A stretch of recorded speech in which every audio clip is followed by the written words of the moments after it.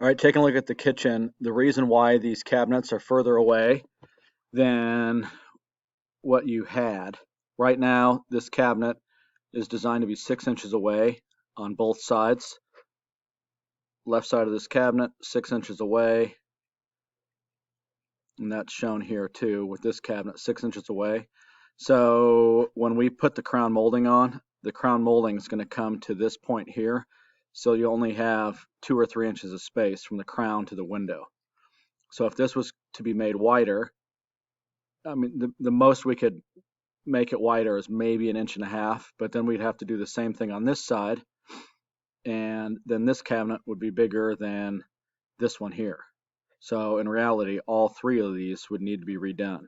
So it's just my MO to keep cabinets off windows by 6 inches because of the crown molding that is not yet on. That's going to encroach over. Hope that helps. Thanks.